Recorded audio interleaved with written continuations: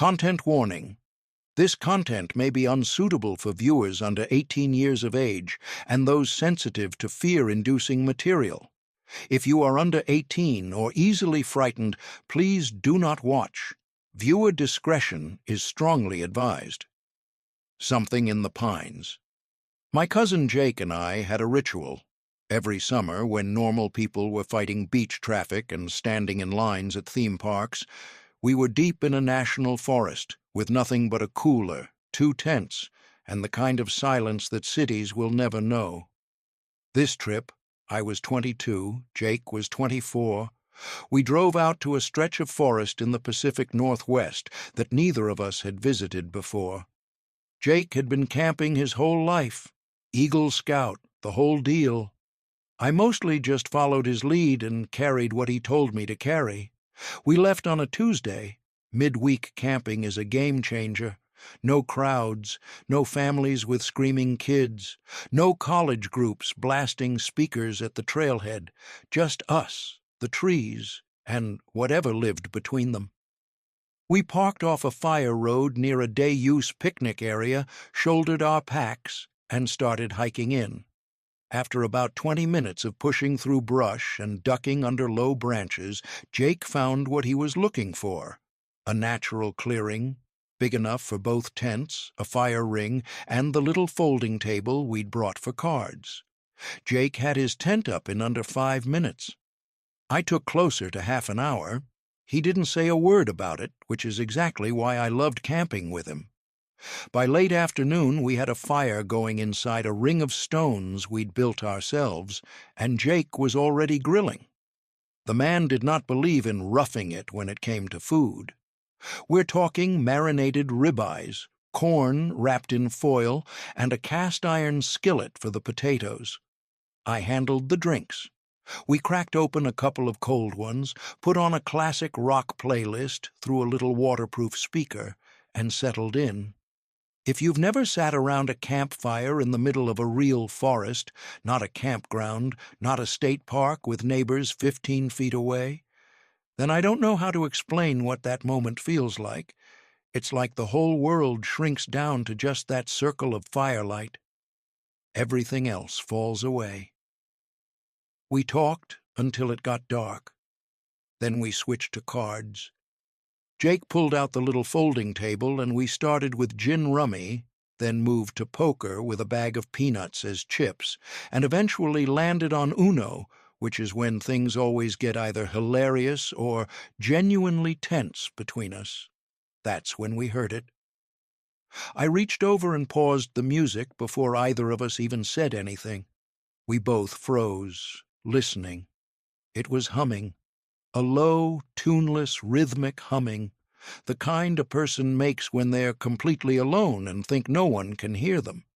And underneath it, footsteps. Deliberate, unhurried footsteps moving through the trees just beyond the edge of our firelight. Someone was walking past our campsite in total darkness, humming to themselves, completely unbothered by the fact that there was a roaring campfire not 50 feet away. "Find the flashlight," Jake said quietly. I dug through the gear bag, hands shaking more than I wanted to admit. By the time I found it and clicked it on, the humming had stopped. The footsteps had faded. There was nothing but the sound of the fire and the wind moving through the canopy above us. "Is that normal?" I asked. Jake shook his head slowly. "Nobody should be out here this deep. Not at this hour. Not humming like that." We went back to the cards. The music stayed off. We talked in lower voices. About an hour later, a branch the size of a baseball bat landed dead center in our campsite. We both lurched backward out of our chairs. This wasn't something that fell. There were no overhanging trees close enough. Something, or someone, had thrown it at us from the darkness. The throw had been deliberate and accurate enough to land between us on the table, scattering the cards. Jake stood up and shouted something into the trees, something that included several words I won't repeat here, but the message was clear. "We know you're out there, and we're not scared of you," which was a lie, obviously. Footsteps again, moving away this time, retreating into the dark. Neither of us slept well that night. We kept the fire going and took turns staying up. Jake took first watch with his headlamp and a book, while I crawled into my sleeping bag. I fell asleep faster than I expected. Exhaustion will do that, but I woke up later with no idea what time it was. Something had woken me up. I lay there in the dark, still half asleep, trying to figure out what it was. My eyes adjusted. The tent mesh was directly above me, and then I saw it.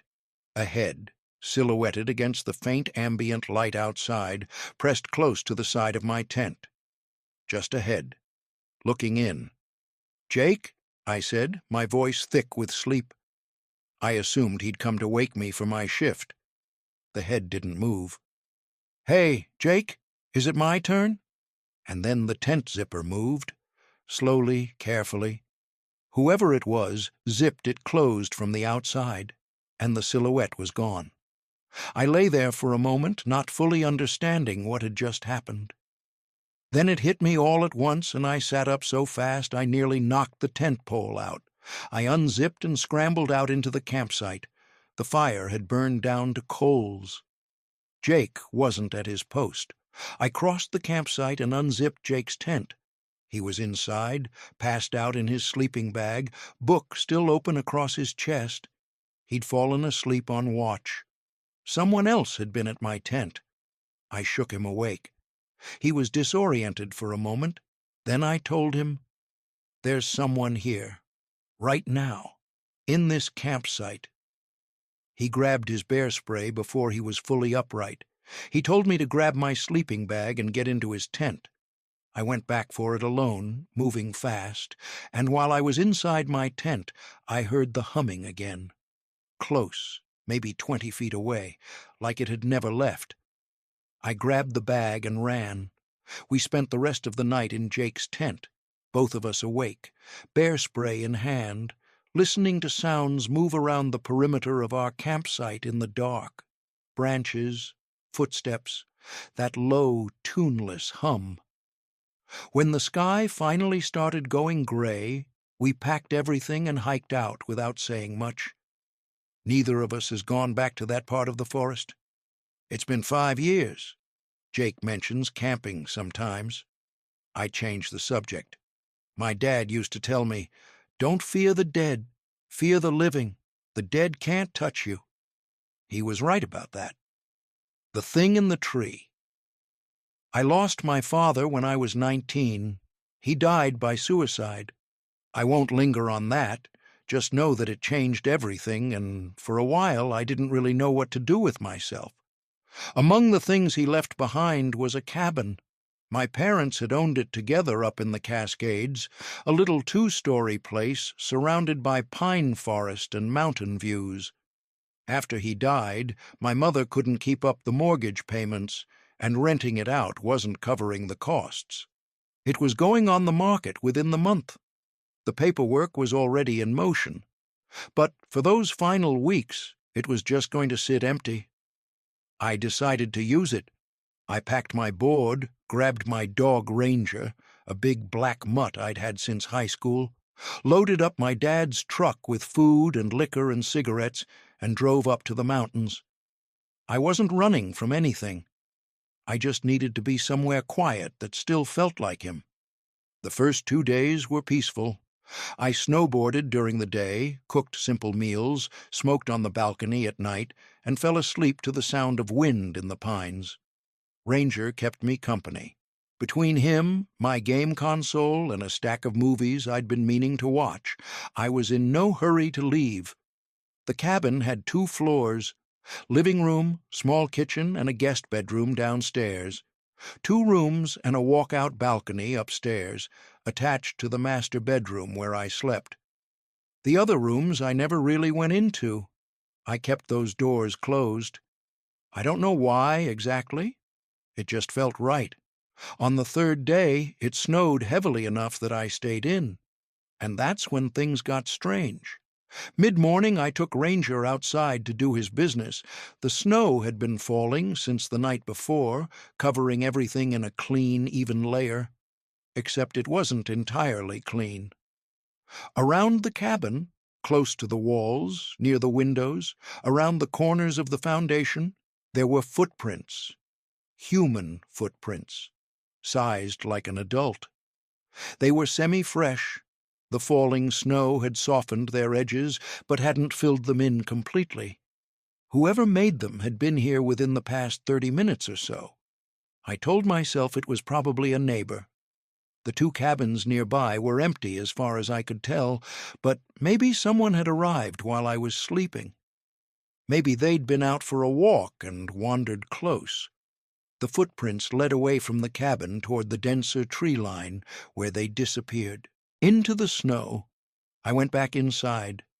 That night, I was lying in bed when Ranger lifted his head off the mattress. His ears went up, rotating slightly the way a dog's do when they're actually listening for something, not just reacting to a random noise, but tracking it. He jumped off the bed and padded downstairs without making a sound. I lay there listening. I could hear him moving around down in the living room, back and forth. Then he came back up the stairs and started doing his need-to-go-out dance in front of the bedroom door. Fine. We went down together. I clipped his leash, and we stepped out into the driveway. Except Ranger didn't need to go out. He pulled immediately toward the tree line, exactly where the footprints had gone that morning. He kept circling back to sniff the side of the house, nose working upward like he was smelling something on the wall. Or above the wall. I tried to pull him back toward the door. He wouldn't follow.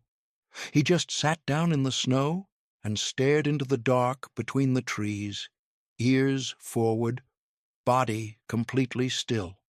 After a few minutes, I dragged him back inside. About half an hour later, I was lying in bed trying to fall asleep when I heard it, a series of sounds from directly overhead. The roof, heavy, evenly spaced impacts like footsteps. 6 of them, maybe 7, slow, deliberate. The spacing was too wide for an animal. Way too wide. I sat up. Ranger was already at the balcony door, body tense. I got dressed, grabbed my flashlight, and stepped outside onto the balcony. I swept the beam across the roofline. Nothing. The snow on the roof was undisturbed. No tracks, no marks, nothing to suggest anything had been up there.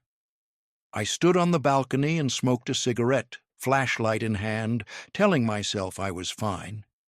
My eyes adjusted to the dark. The snow-covered trees threw back a faint blue light. It was actually beautiful out there if you weren't actively convinced something was watching you. I was staring at the tree line when I saw it. There was a pine tree about 20 feet from the balcony, taller than the cabin by a good margin.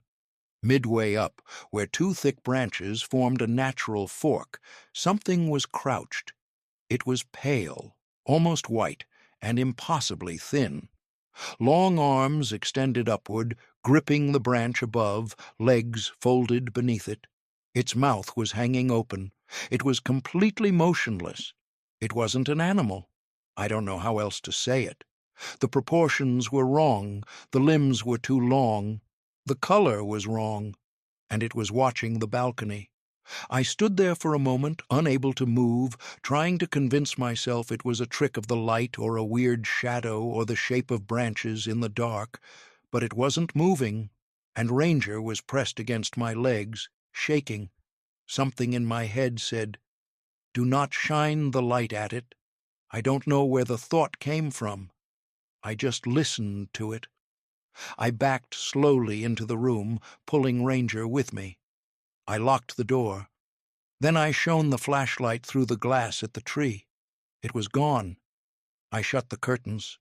Later, maybe an hour, maybe 2, I'd lost track of time completely. Something tapped on the glass of the balcony door. Not like a branch in the wind. This was rhythmic, deliberate. The same soft tap repeated over and over for nearly an hour. I lay in bed with the covers pulled up and my back against the headboard and Ranger pressed against my legs. At some point I heard my father's voice, I know how that sounds, telling me to stay put. Don't open the door. I didn't open the door. Eventually I fell asleep. In the morning I packed the truck and drove down the mountain. I didn't look back at the tree line. I've never told this story without someone asking if I was drinking that night. I was, but I know what I saw. The Craigslist trap. This happened a few years ago when I was trying to buy a used phone. The model doesn't matter. It was a decent smartphone, still had a physical home button. The point is, I found a listing online for one at a price that seemed almost too good to be real. The seller, who told me his name was Vincent, seemed straightforward over text. He sent me photos, a video of the sealed box, all the details I asked for. Then he mentioned he was no longer near the location listed in the ad. He'd had to drive north, about an hour from me. That annoyed me. But the price was genuinely excellent and I didn't want to let it go. I started texting friends to see who wanted to come along. Not because I was scared. I genuinely didn't think about it that much at the time. Just because I wanted company for the drive. My friend Serena said yes, on the condition I bought her food afterward. Then Vincent sent me a meeting location. The parking lot of a police precinct about an hour north of me. He said he always meets in police precinct parking lots for safety. That actually impressed me. I'd heard of that as a scam prevention method. I told Serena and she said, "Okay, that's actually smart." We drove up on a Friday night, around 8:30. The highway gave way to surface roads and the area got quieter and more wooded as we went. When we got to the police station, the lot was empty except for patrol cars. No Vincent, no black Nissan. I called him. He said his car had broken down on the side of the road nearby. He sent me a pin. I pulled it up. The location was on a rural two-lane road. No buildings, no lights, no anything on either side. Just trees. He asked me to come jump his battery. He had cables. I looked at Serena. She was already shaking her head. Not yet. She was going to let me say it first. I mean, we drove all the way out here. We could just drive by and see. No, she said. Absolutely not. I told Vincent I'd check on him, which was a lie.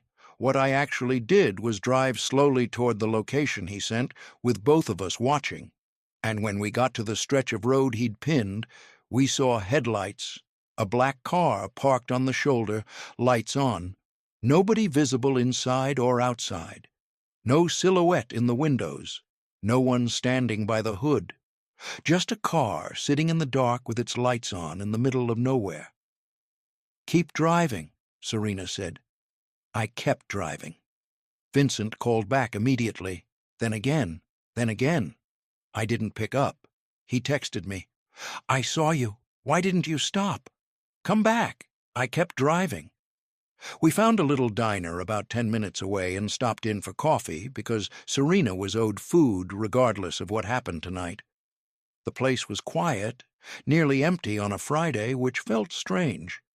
We were the only table when a guy came in alone, hood up, and took a stool at the counter. He ordered a coffee. He kept glancing at us. Every minute or so, a look over his shoulder. I whispered to Serena, "Don't look now, but I think that might be him." She kept her eyes on her menu. The guy at the counter said something to the woman behind the counter, and she handed him his coffee. He said, clear and loud enough for the whole diner to hear, "Thank you, darling." Same voice. Exactly. I had been on the phone with that voice less than an hour ago. I waved our server over and asked quietly for the check. Just coffee for the road, no food. She looked at me with a question on her face, and I could see her trying to figure out the situation. We paid, drank fast, and walked out. As we got to my car, Serena said, "He's getting up." I drove out of that lot fast and got on the highway. I was doing 15 over for about 5 minutes when my dashboard lit up with a tire pressure warning. The PSI was dropping, not slowly, like a slow leak, fast, like a puncture. I pulled to the shoulder, confirmed what I already knew. The sidewall had been slashed. It had probably been done while we were in the diner. 15 minutes to change the spare. The whole thing cost me nearly $300 in parts and time, and I never got the phone, and Serena still made me find somewhere open to get her a meal. I think about what would have happened if I'd gotten out of that car on that dark road. I don't finish that thought. Reunion. I'd been seeing this woman for about 3 weeks when she invited me to a party. Her name was Brooke, or at least, that's what she told me. We'd matched on an app, gone on 2 dates, drinks once. Then I brought her out with a group of friends the second time. My friends described her as quiet and nice, which I later learned was their polite way of saying something felt off, but they didn't want to ruin things for me. The party was described as a high school reunion. Her class, her people. She just didn't want to walk in alone. Fair enough. She'd come to hang out with my friends. I'd go to this. The address was a house in an upscale suburb. Gated driveway, professionally landscaped, no cars visible outside. Brooke said the host had money. That tracked. The second we walked in, I felt it. Every conversation stopped. Not all at once, just a slight shift, a reorientation of attention toward the door. Toward me. People came over to hug Brooke hello, and then turned to me with questions that felt more like an intake process. What did I do for a living? Where did I live? Did I have family nearby? Who did I live with? Brooke pulled me away to talk to more people who asked similar questions with similar intensity. Something else bothered me. These people didn't look 28. Brooke was 28, or said she was, but the people at this party looked older, mid to late 30s, some of them, maybe older than that. I mentioned it to Brooke. Some people age faster, she said. The host was never introduced to me. I asked Brooke about them twice. She said she hadn't seen them yet. There was no music. Everyone was dressed strangely, not formally, just oddly, like they'd misunderstood a dress code that nobody had actually sent. And every person in that house kept their eyes on me. Not in a curious party stranger way, in a fixed, patient, waiting way. I excused myself to find the bathroom. Really, I just needed to walk around. I moved through this big, mostly empty house and found the bathroom down a long hallway.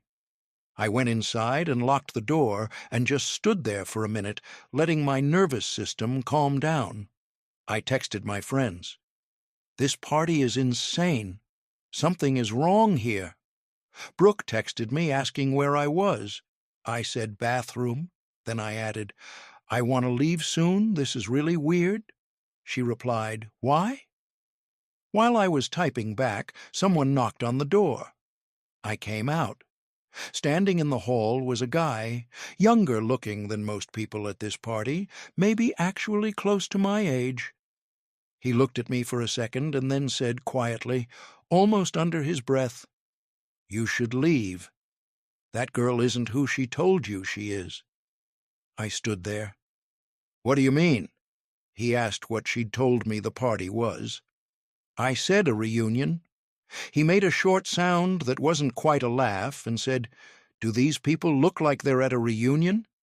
Then he said, leave, sooner rather than later. And he went into the bathroom and shut the door. I walked straight to the front door. Didn't look for Brooke, didn't say goodbye to anyone. I felt people watching me cross the room. I got in my car and drove home. She texted me, where did you go? I looked her number up that night. The name that came back wasn't Brooke. It was a different name entirely.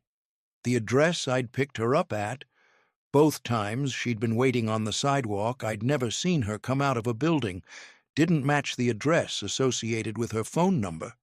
I texted her. I had to leave. I'm sorry.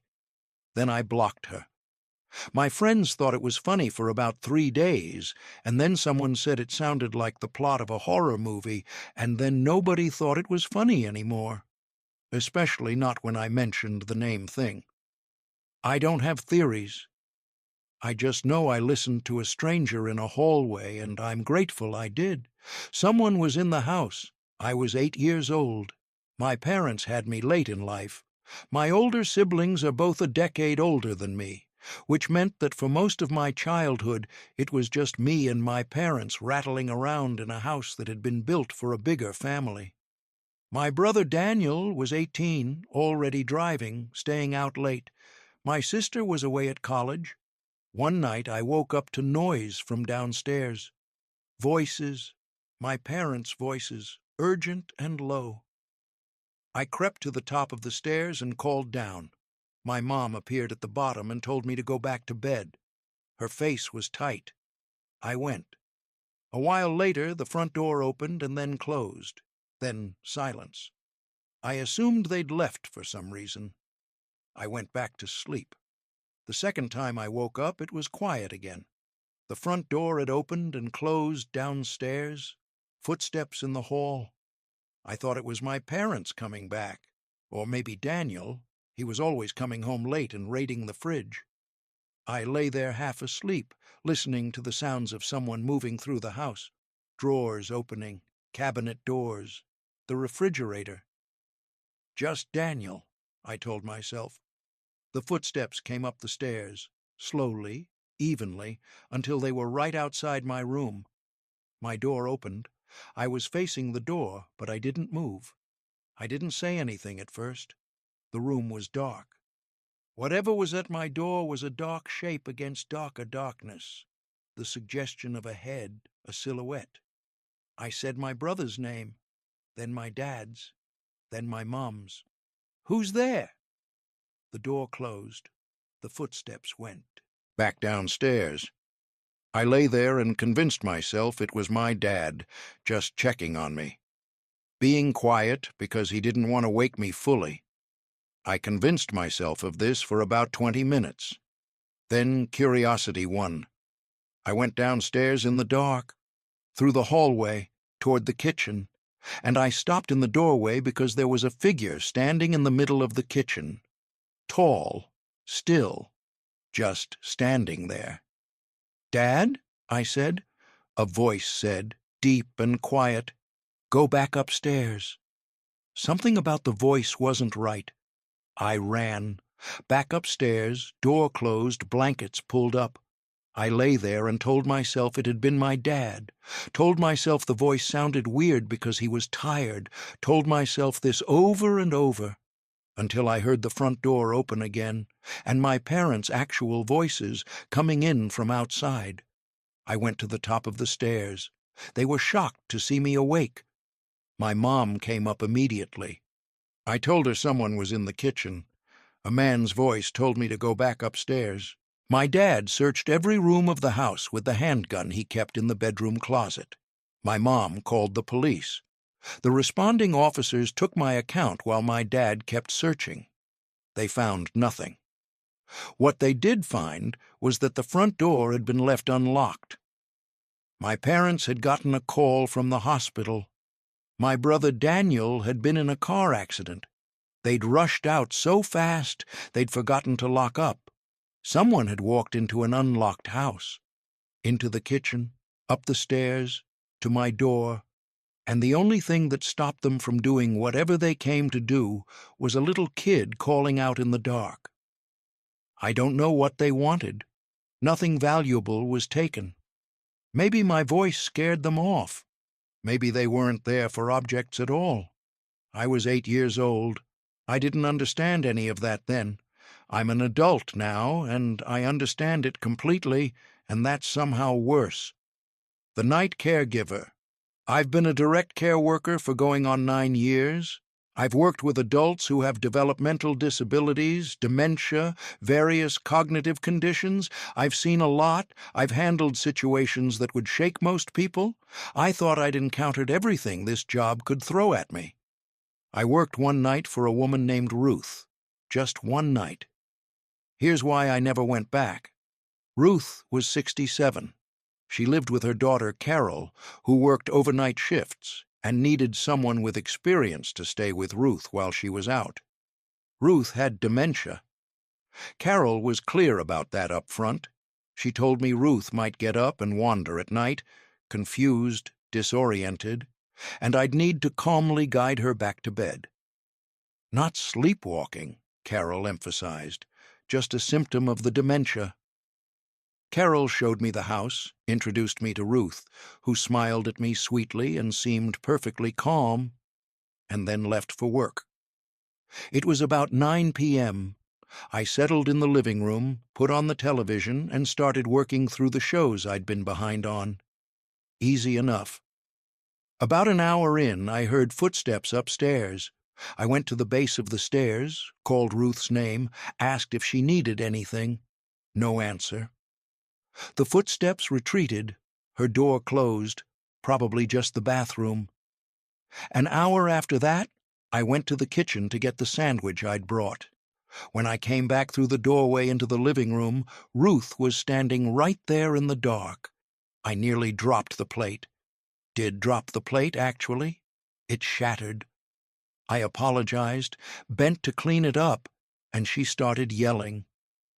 "Who are you? Why are you here? I don't know you." Loud, scared, confused.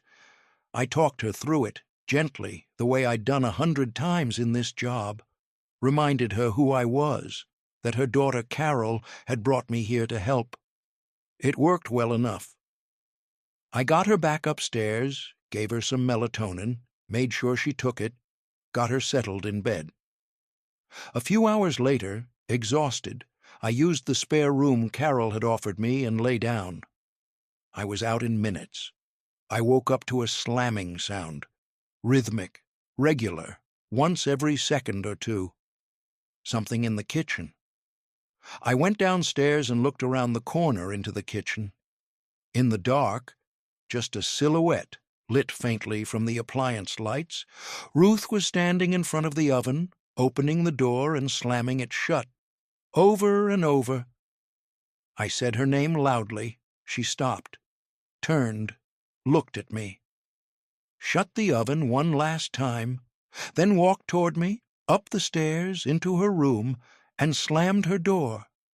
When I looked in, she was standing at the side of the bed, facing the wall.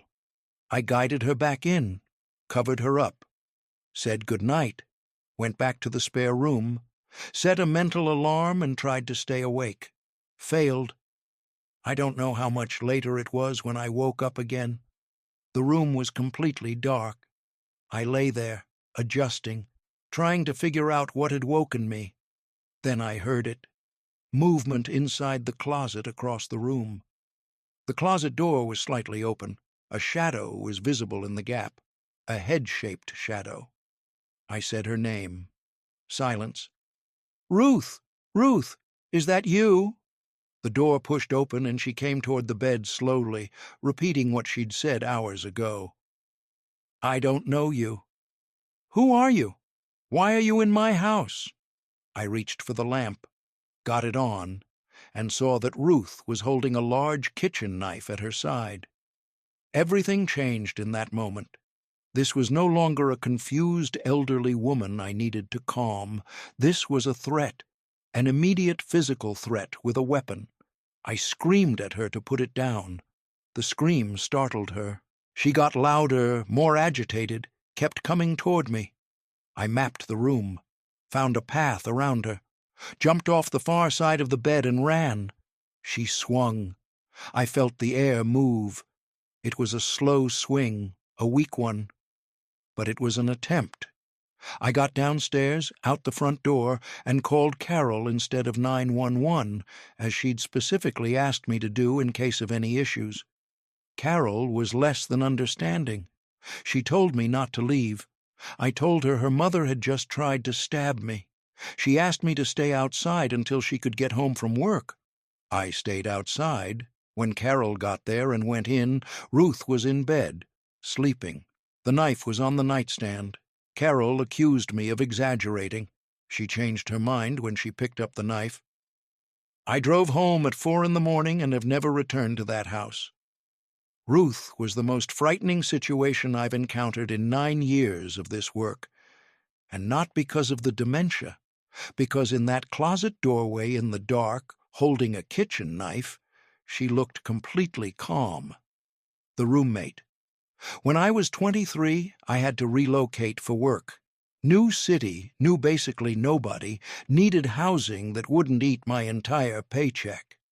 I put up listings on every platform I could think of: social media, classified sites, a local subreddit. A guy named Marcus responded. Said he owned a place outright, had a room available. We video called. He gave me a virtual tour. Normal house. Normal guy. Seemed friendly. Reasonable price, reasonable rules. I moved in the following weekend.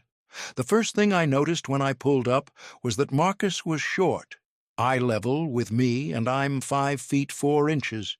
He helped me carry boxes in, showed me the furnished room, seemed genuinely excited to have a new roommate.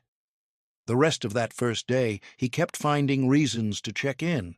I told myself he was just trying to make me feel at home. Sunday, he offered to drive me around and show me the town. I went, mostly just to be polite. He showed me the shopping centers, the good restaurants. Then he suggested lunch. I said I wasn't hungry.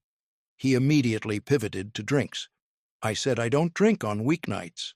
He pushed back. Come on, just one. I held my ground. He went quiet for the rest of the drive. That cold, pointed silence of someone who's used to getting their way. The week passed. Work was absorbing enough that I didn't think much about him. Then, doing laundry on Thursday, I noticed my hamper had been moved. Things were rearranged, and as I was loading the washer, I realized a piece of clothing was missing. I checked my room 5 times. It was gone.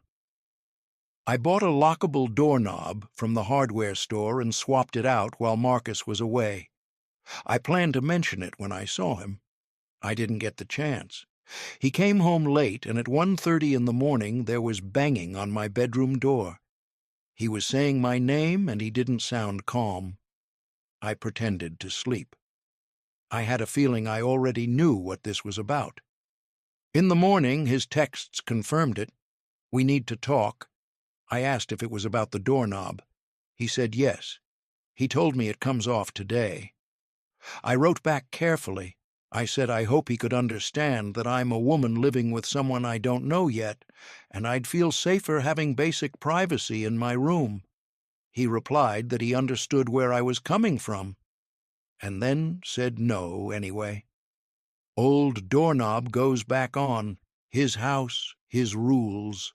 I swapped it back, and spent the next 2 days trying to figure out how he'd known. The only explanation was that he'd tried to come in while I was out, or while I was asleep. A few days later, I was home alone when there was a knock at the front door. A woman my age. She asked if I was living there with Marcus. She told me to get out immediately. She said he had multiple restraining orders from different women, that he was known to deliberately rent to women, specifically to target them. She'd seen me move in and had been waiting for a day when Marcus wasn't home to come warn me. I thanked her. I closed the door. I sat down on the couch and just stared at the wall for a minute. Then I started packing. I found a sublet across town through a listing online. I texted Marcus that a family emergency was pulling me home and I'd need to leave the next day. He said he'd get my money from the bank in the morning. An hour later, he knocked and asked, very carefully, if someone had said something to me. I said no. He said okay. He said it looked like I was running away. I said no, it's family. He said, good night. That night I woke up screaming. There was a figure sitting at the foot of my bed in the dark. Marcus. He put his hand over my mouth, said shh, said he knew someone had talked to me, that I shouldn't believe what these women say. I said, "You're scaring me." He started touching my arm. I got out of the bed and ran for the door. He screamed at me to stop. I got outside with my phone and called 911 from the bushes. Officers arrived. Marcus came out, calm and cooperative, the kind of calm that comes from practice. He denied everything, denied coming into the room, denied touching me. The officers stayed while I packed everything into my car. One of them pulled me aside to tell me, quietly, that Marcus had been arrested before. Prior incidents, but without evidence it was all he said, she said. I drove to a hotel at 3 a.m. The next morning I moved into the sublet.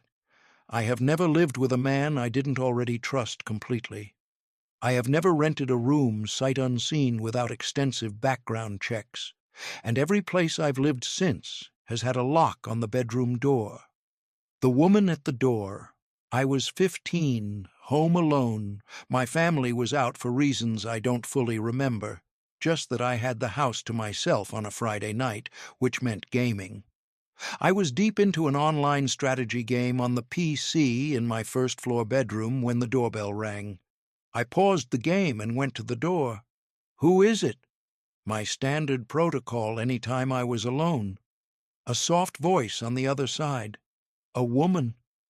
I couldn't make out the words. I opened the inner door but left the glass storm door between us. She was older, 60s maybe. Big smile, hands clasped behind her back. She asked if she could come inside to use a phone. I'd been told my whole life, no strangers inside, ever, not even women who seem harmless. I redirected her to the library down the block, knowing it was closed but just wanting a reason to end the conversation. I said my parents don't allow visitors. I started closing the door. She kept smiling and said, "That's very rude. Turning away an old lady who just needs help." I closed the door. The doorbell rang again a few minutes later. I didn't answer.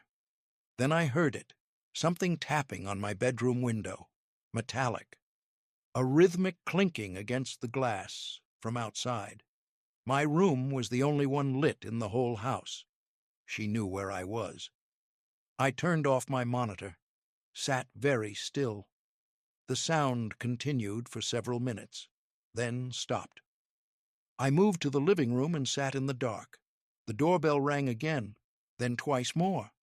I decided to go to the door and try to get more information, maybe ask if there was someone I could call for her, but when I opened the door, there was a man standing there, younger than her, maybe mid-50s. He said through the storm door that he was looking for his mother, that she had dementia and had wandered out. He apologized for any trouble. I told him I thought she'd gone around back. I heard something at my window earlier. She might be in the yard. I said he could go around and check. I went to the back window to watch. Nobody came around the back. No one was in the yard. Neither of them. I went to bed early, locked my door, put on the TV to have background noise. The clinking came back on the window. I got up. I shouldn't have, but I got up. I lifted the edge of the blind. The woman was there.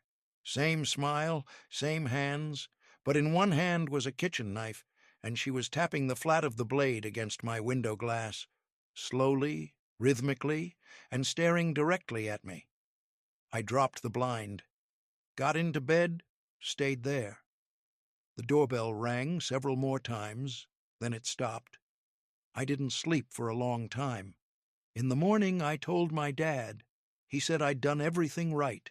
He said everything about it, the distraction technique, the man asking to come inside, the coordination between the two of them, pointed toward a targeted robbery attempt. Maybe worse. I think about the knife sometimes. I think about how close I came to opening that door a second time. Kidnapped. This happened when I was 9 years old. I'm going to tell it plainly, because there's no way to dress it up. It was the last week of 4th grade. My mom picked me up from school most days. My best friend Marcus and I had plans to hang out and celebrate the end of the year. His dad was going to pick us both up together. I was waiting outside with my class by our teacher when a man came through the crowd, called my name, and said he was Marcus's uncle. Said he was picking me up because Marcus's dad had gotten stuck at work. I pointed him out to my teacher. He waved. She said goodbye. I went with him. He talked constantly. Fast, slightly nervous energy. He walked so quickly through the parking lot I had trouble keeping up with my backpack on. And then I got to his car, a dark-colored hatchback parked away from the main lot, and realized, where was Marcus?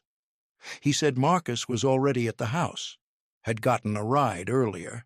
None of that made sense. But I was 9, and he was an adult, and I didn't want to seem rude. We drove for what felt like 15 minutes, way too long for any house in our town where everything was close together. We ended up somewhere I didn't recognize. He pulled in front of a house and led me inside. The first thing I noticed was how dark it was.